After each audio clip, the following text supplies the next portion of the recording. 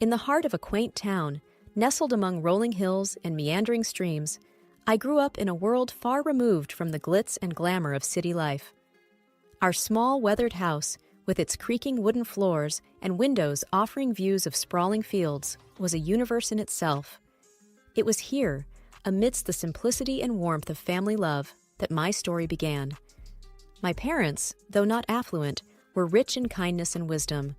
My father, a local carpenter, had hands that were roughened by years of labor, but gentle in touch, crafting not just furniture, but also instilling in me the values of hard work and humility. My mother, a schoolteacher, filled our home with books and stories, weaving tales that sparked my imagination and nurtured my dreams. Life in our small town was unhurried and unpretentious. Neighbors greeted each other with familiarity, and community events were the highlights of our social calendar. I cherished this life, finding joy in the small pleasures, the fresh scent of earth after rain, the rustling of leaves underfoot, and the chorus of birds at dawn. It was at the local library where I first encountered Mark. He was unlike anyone I had known, a visitor from the city, with an air of sophistication yet an unassuming nature. His family was well known in the business circles, their wealth and influence reaching far beyond the city's skyscrapers. But Mark, with his easy smile and genuine interest in my mundane tales, was a refreshing anomaly in that world. Our initial conversations were tentative, like two worlds cautiously orbiting each other. He spoke of city life, the fast pace, the endless opportunities, and the dazzling lights. I shared stories of my town, the annual harvest festival, the serene walks by the stream, and the close-knit community. In those early days, we would often meet at the old park bench by the lake, our conversations stretching for hours. The lake, with its placid waters reflecting the changing hues of the sky, bore witness to our growing connection, an invisible thread weaving our disparate worlds into one. "Anna," Mark said to me one evening, his voice tinged with a vulnerability I had not seen before. "I have always been surrounded by people who care more about wealth and status. But with you, I found a serenity that I didn't know existed. You've shown me a different way of life, one that's genuine and full of warmth." His words stirred something deep within me. "Mark, where we come from doesn't define us. It's who we are when we're together that matters. You've brought a new perspective into my life, opening my eyes to dreams I never dared to have." As our relationship deepened, Mark confided in me about his family, particularly his mother, a woman of elegance but stringent expectations. He spoke of her with respect, yet there was an underlying concern in his words. "She has her own ideas about who I should be with. I'm just worried about how she'll react to us." I reached out, taking his hand in mine, feeling the slight tremor. "We'll face that together," I assured him. "Love isn't about backgrounds or expectations. It's about two people who choose each other against all odds." The day Mark proposed was as unassuming as our love. No grand gestures, just a heartfelt promise of a life together. As I looked into his eyes, brimming with hope and love, I knew this was just the beginning.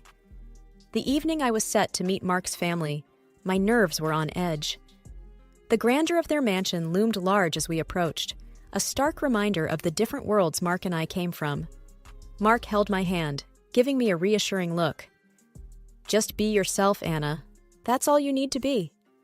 I smiled weakly, trying to quell the rising anxiety. "I just hope your mom doesn't think I'm out of place." Mark sighed, a hint of concern in his eyes. "Mom can be a bit much. Just remember, I'm here with you." As we entered the opulent dining room, Mark's mother, Marion, a statuesque woman with an air of austerity, greeted us. Her eyes quickly took me in, a flicker of disapproval passing over her face. "So, this is the young lady who's captured my son's heart. Interesting choice, Mark." Dinner was an elaborate affair, the table set with dishes I couldn't even name. Mark's mother, ever the gracious host, offered me a plate with a sly smile.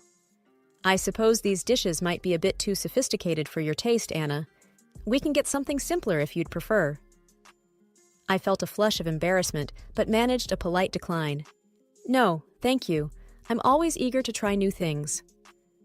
As the evening progressed, Her comments grew more pointed. She eyed my dress, a simple but neat outfit I had thought was appropriate. "Is that what passes for evening wear in your town? It must be challenging to find good clothes on a modest budget." Mark jumped in, trying to steer the conversation elsewhere, but his mother was unrelenting. "Tell me, Anna, what do your parents do? It's always fascinating to learn about different walks of life." I answered, feeling the weight of her judgment. "My father is a carpenter, and my mother is a schoolteacher."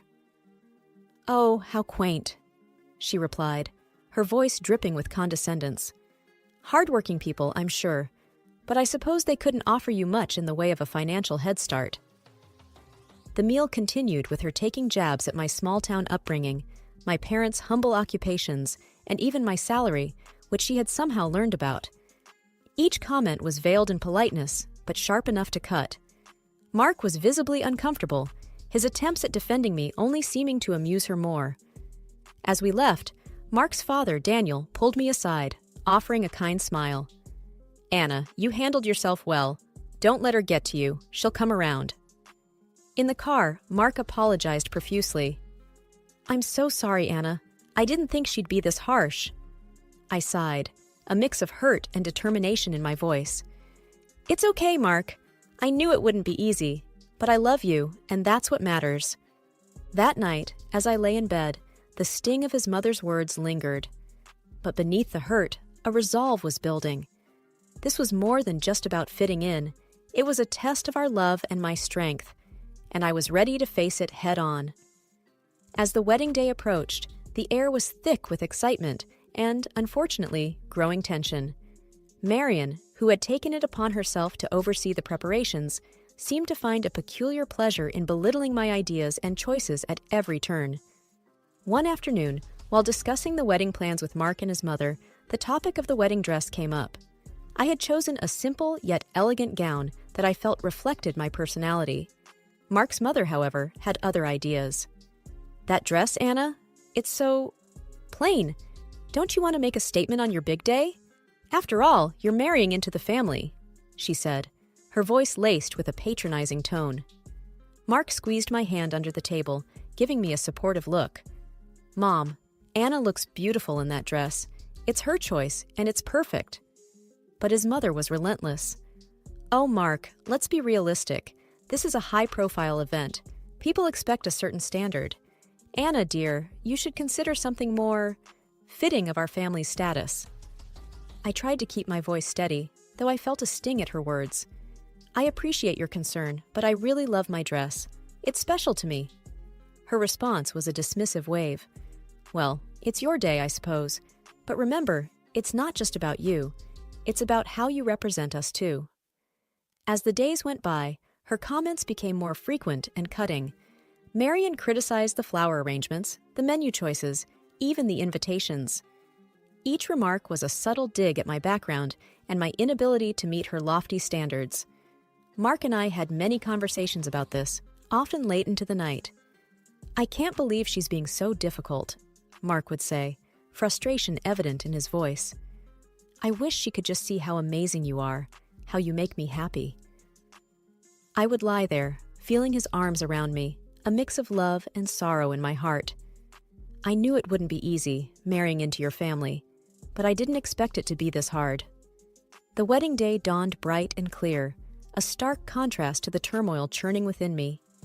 My parents and I had worked hard to make everything perfect, despite the constant criticisms from Marion.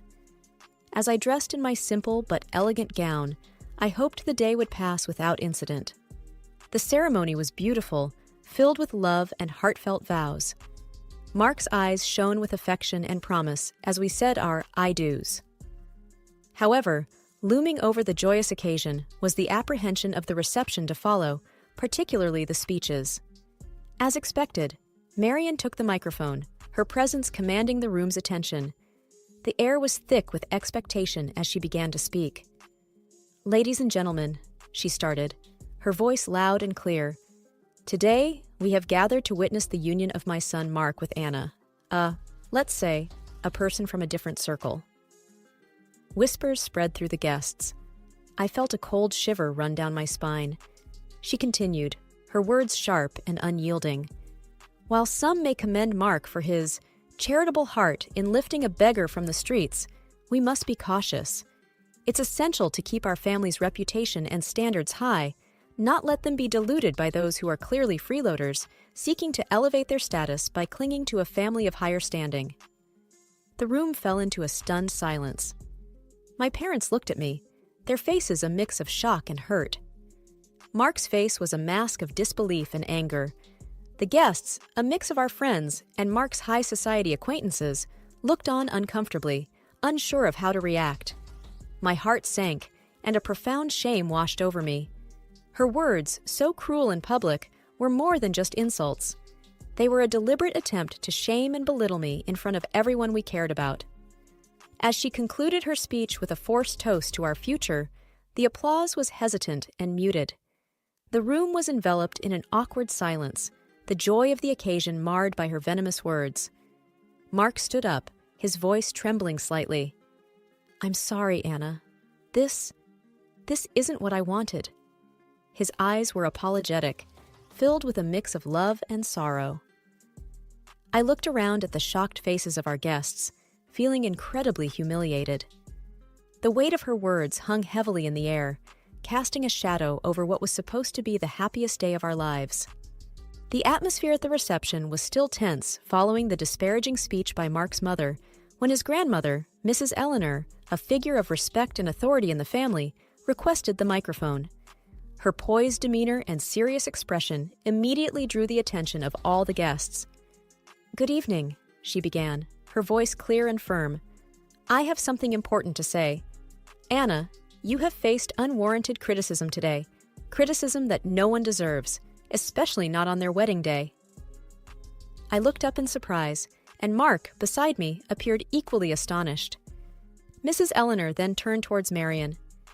"It seems we have forgotten our own past and where we come from. Let me remind everyone here, especially you, that before you were the lady of this house, you were a maid working under this very roof. It was here that you met your husband." A hush fell over the room. Mark's mother's face turned a shade paler, her eyes widening in shock and embarrassment. Mrs. Eleanor continued, her tone unyielding. "So, for a former maid to stand here and scorn someone for their humble beginnings and modest means is not only ironic, but deeply hypocritical." I could hardly believe what I was hearing. The room was engulfed in a stunned silence, every guest hanging on to Mrs. Eleanor's every word. You, who rose from poverty, should be the last person to judge or belittle another based on their background. We should be proud of Anna's integrity and strength, not deride her for it. The guests shifted uncomfortably, and whispers began to circulate. Marian sat motionless, the impact of Mrs. Eleanor's words evident on her face. In this family, we value character over wealth, kindness over status. Anna exemplifies these values, and I am proud to welcome her into our family, Mrs. Eleanor concluded, her gaze softening as she looked at me. The room erupted into applause, a stark contrast to the earlier muted response. Marian sat there, completely humbled, her earlier arrogance replaced by a visible sense of shame. To be honest, I didn't feel sorry for her. Mark whispered to me, "I never expected Grandma to stand up for us like this." I squeezed his hand, feeling a mix of relief and gratitude. "She's amazing." The rest of the evening felt lighter, the air cleared by Mrs. Eleanor's candid defense. Guests approached with warm congratulations and sincere smiles. I felt that they were all on my side. It felt damn good. As we left the reception, hand in hand, I felt a renewed sense of confidence and belonging. Mrs. Eleanor's words had shifted the dynamics, breaking the insidious plan of a cruel and not the smartest woman. The days after the wedding were heavy with an unspoken tension that hung over Mark's family like a dense fog. It all came to a head during a family meeting at Mrs. Eleanor's house, where the air was thick with expectation and apprehension. As we gathered in the grand living room, Mrs. Eleanor began without preamble, her voice firm and unwavering. "What happened at the wedding cannot be overlooked. The way you spoke to Anna, it was disgraceful." She addressed Marian directly, her eyes sharp. Mark's mother, usually so composed, looked smaller somehow, her usual confidence diminished. "Eleanor, "I've already apologized to Anna," she said, her voice tinged with a hint of defiance. "It's not just about an apology," Mrs. Eleanor retorted. "Your actions reflect on this entire family. You've become accustomed to a lifestyle funded by the family's money without appreciating its value." Mark's father nodded in agreement, his expression serious. "My mother is right. You've lost sight of what's important." Mrs. Eleanor then laid out her decision, each word deliberate and clear. "I've decided to cut off the financial support you've been receiving. It's time you start contributing to this family instead of just taking. You'll need to find a job and learn to live within your means." The shock on Marion's face was evident. She turned to her husband, seeking support. "You can't agree with this? She can't just cut me off like this." But Daniel surprised her. "I stand with my mother on this. You've gone too far this time. It's for your own good." Marion's eyes filled with anger and disbelief, her usual poise crumbling under the weight of her new reality. Mark, who had been silent, spoke up, his voice steady. "Mom, Grandma's decision is harsh, but it's fair. You need to understand the impact of your words and actions." I sat there, watching the scene unfold, feeling a mix of sympathy and relief. Mark squeezed my hand under the table, a silent show of support. The meeting ended with Mark's mother in a state of shock, the reality of her situation slowly sinking in. She was obviously used to living at the expense of her family, and all thoughts of work caused her a migraine. I could barely contain a chuckle. As we left, Mark leaned in close. "I never thought I'd see the day when Mom would be at a loss for words, but maybe this is what she needs to change." I nodded, feeling a cautious hope for the future. Perhaps this will be a new beginning for her, for all of us. The family reckoning had been tough but necessary. It was a pivotal moment that promised to reshape the dynamics within Mark's family, hopefully for the better. The honeymoon was a welcome escape for Mark and me. As we walked along the sandy beaches, the soothing sound of the waves provided a much-needed respite from the recent family turmoil. One evening, as we watched the sunset, Mark wrapped his arm around me. "I'm sorry our wedding turned into such a drama, Anna. I wish things had been different." I leaned into him, feeling the warmth of his embrace. "It's okay, Mark. It wasn't your fault. What matters is we're together now, away from all that stress." Mark sighed, looking out over the ocean. "Yeah, but when we go back, we'll have to face the reality of my mom's situation. It's going to be tough for her." I nodded, understanding his concern. Maybe this will be a chance for her to grow, to see things from a different perspective. We spent our days exploring and our nights talking about our future. The challenges we had faced seemed to strengthen our bond, reaffirming our love to each other. On our last night, as we packed our bags, Mark looked thoughtful. "You know, Anna, everything that happened, it made me realize how important you are to me.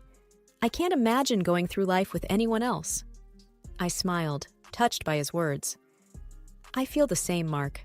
We've been through a lot, but it's only made our relationship stronger. We can handle whatever comes our way, as long as we're together." As we headed back home, I felt a sense of peace.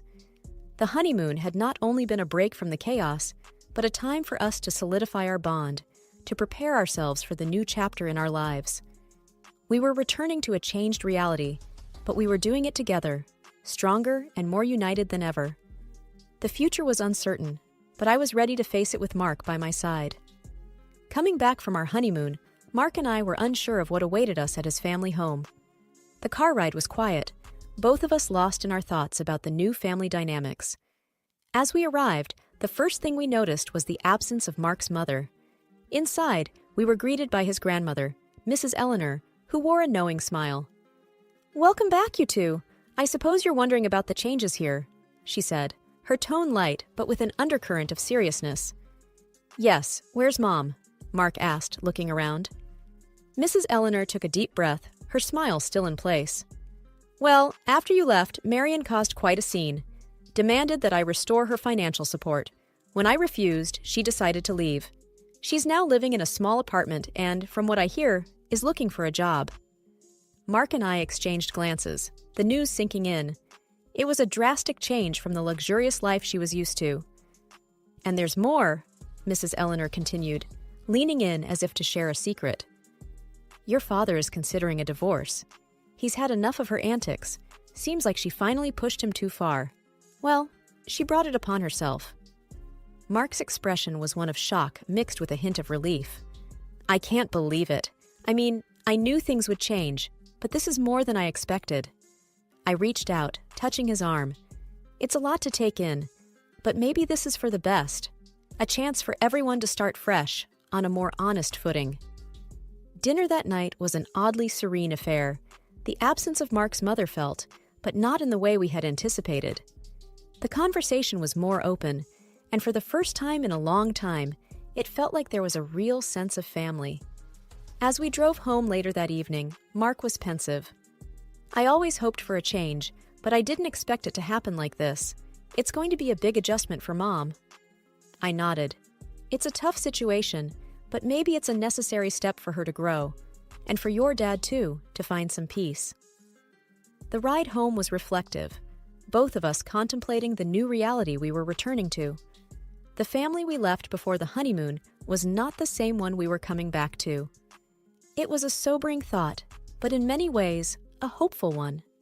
Change, though painful at times, was often the path to something better, and we were ready to face it together.